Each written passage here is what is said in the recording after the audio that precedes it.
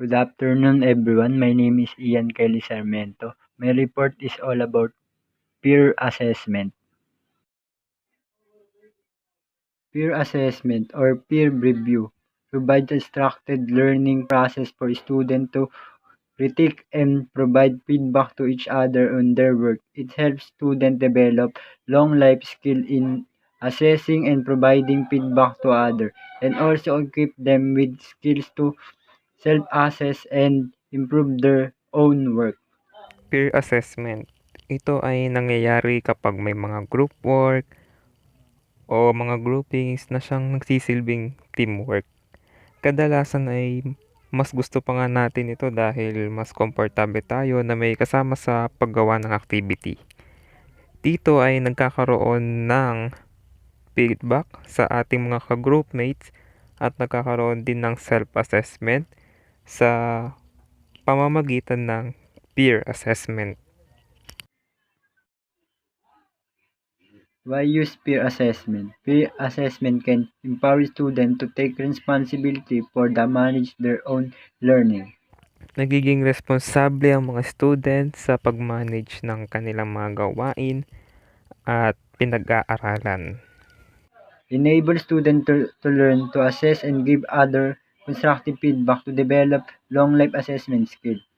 Second, nade-develop ng mga student ang kanilang assessing skill at sa pagkakaroon ng feedback nalalaman nila ang mas kailangan na ayusin sa kanilang pinag-aaralan. Enhance student learning through knowledge diffusion and exchange of idea.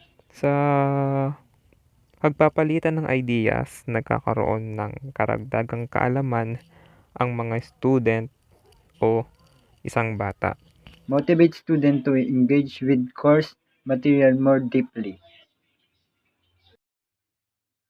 Consider for using peer assessment. Let students know the Dapat rationale for ay doing peer ipaliwanag review, natin na explain maigi and sa ating mga expected and estudyante kung benefits of ano nga ba ang engaging in goal peer review process. ng peer assessment, no? Yung mga benefits nito and expectation na kailangan nila ma-meet to develop their lifelong assessment skill. Consider having students evaluate anonymous assignment for more objective feedback be compared to give feedback on student. Feedback to each other, display some example of feedback for varying quality and discuss which kind of feedback is useful and why. So, dapat kailangan malaman ng estudyante yung mga uri ng feedback na kailangan nilang gamitin. It's either oral feedback or written feedback, no? Dahil magagamit nila ito to giving feedback to their group mates. Give clear direction and time limit for a class peer review session and set defined deadline for out of class peer review assignment. Listen to group feedback discussion and provide guidelines for input when necessary. And syempre, don't forget to give a guidance to the students while the feedback discussion is ongoing. Student familiarity and ownership for criteria tend to enhance peer assessment validity to involve student in the discussion of the criteria used. Consider involving student in developing an assessment rubrics.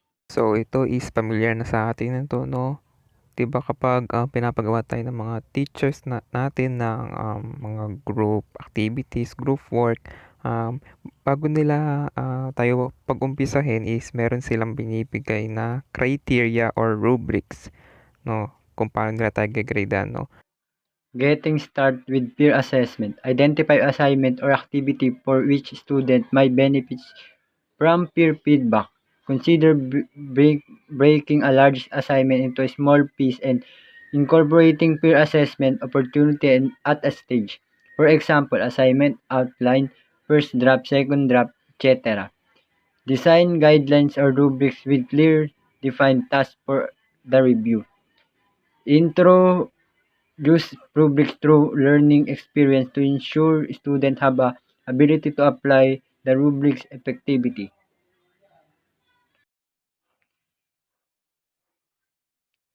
Determine whether peer review activity will be conducted as a class or out-of-class assignment. For out-of-class assignment, peer assessment can be facilitated online through Turnitin. Yung Turnitin is same as siya sa yung plagiarism detector kung tayo ay familiar no sa Google. Ito yung ginagamit para malaman kung plagiarize ba yung gawa ng student or hindi.